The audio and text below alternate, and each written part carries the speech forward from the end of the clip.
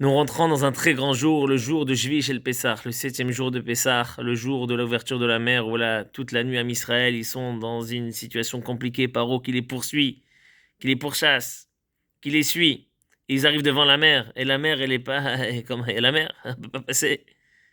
Et là, ils crient et ils pleurent à Kadosh Baruch Hu, ils implorent Dieu, Vaïzakou et Hachem, et Hachem, il ouvre la mer à l'aube.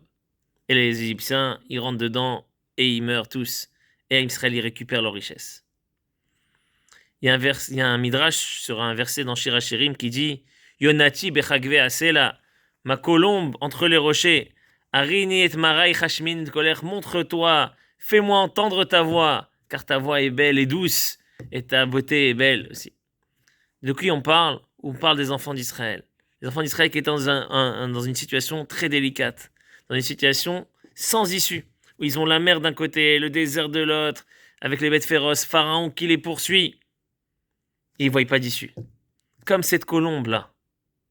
Cette colombe qui est pourchassée, on dit, par un aigle, elle va se cacher dans le rocher, et dans le rocher, il y a un serpent qui sort. Et elle est perdue, qu'est-ce qu'elle fait? Elle bat des ailes, et ne sait plus quoi faire.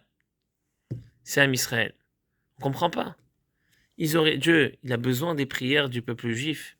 Il dit, j'attendais la prière, et fais-moi entendre ta voix. Ils ont pleuré, ils ont souffert en Égypte, ils ont crié à Hachem en Égypte, Vaïzakou et Hachem. En Égypte déjà. Qu'est-ce qu'il y avait de spécial devant la mer? Il y avait quelque chose de spécial devant la mer. Devant la mer, il y avait une situation inédite. Une situation sans issue. Le peuple juif ne voyait pas comment il allait s'en sortir. Il y a écrit où Pharaon écrit, Pharaon s'est rapproché, il a rapproché, qui rêve d'Israël à Viem chez Bachamé. Il a rapproché les enfants d'Israël vers leur père. C'était un état, c'était une situation impossible. Il n'y avait aucune issue. Et quand il n'y a aucune issue, là on se retourne, on sait qu'il y a que Kadosh Baruch Hu qui peut sauver. Comme on dit que Dieu il est au-dessus du lit du malade, au chevet du malade. Pourquoi au chevet du malade? Parce que le malade il sait qu'il est que dans les mains de Dieu.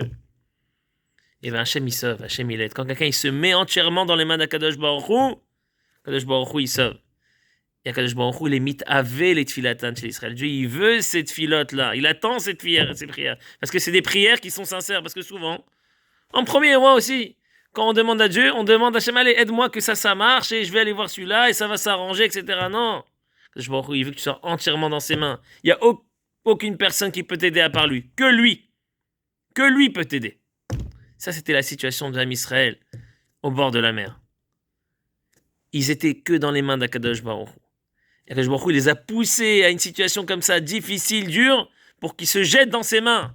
Et quand ils sont jetés dans ses mains, là, Akadosh Baruch Hu dit à Moshe, vas-y, lève le bâton et ouvre la mer. Les Égyptiens sont rentrés. Il fallait qu'ils aient dans cette situation-là.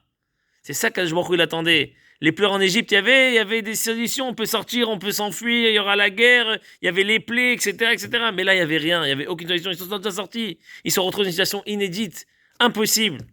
Comme on dit dans le Teilim, très connu, Azorim Bedim'a, Berina Ektorou, ceux qui sèment avec des larmes, ils vont récolter avec de la joie.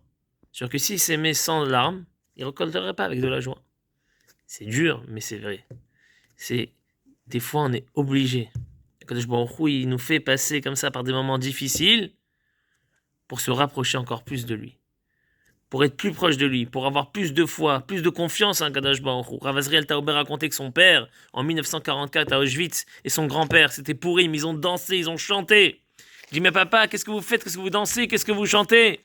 Et il dit, je sais que bientôt on va danser, on va chanter à Gan Eden. Quand quelqu'un il peut parler comme ça, c'est qu'il est tellement attaché, tellement il a la foi, la confiance en Kadosh Baruch Hu. Il n'y a pas plus fort que ça. Ça, c'est quand un homme, il arrive justement dans des situations difficiles. La situation difficile, c'est pas toujours c'est jamais en vérité qu'elle rabaisse l'homme. C'est toujours qu'elle renforce l'homme. Elle fait qu'il y ait un lien encore plus fort entre l'homme et Akadosh Baruch Hu. C'est ça qu'on doit prendre de cette fête-là. Il faut savoir que c'est un grand soir, c'est une grande journée. Toutes les portes sont ouvertes. Le même mérite et les mêmes forces qu'il y a eu dans cette nuit-là de Kriyat Yam Souf et se rejaillit aujourd'hui de nos jours. Donc il faut prier sur toutes les choses. On sait sur la Parnassa, sur le Zivoug, toutes les difficultés connues et que tout le monde a besoin d'aide. Et pour tout, il faut demander à Kadosh Baruch Hu ce soir-là. Il faut avoir la Emouna et le Bitachon que c'est que lui qui peut faire. Et c'est que lui qui fera, Bezrat Hashem. Chag Sameach à tous.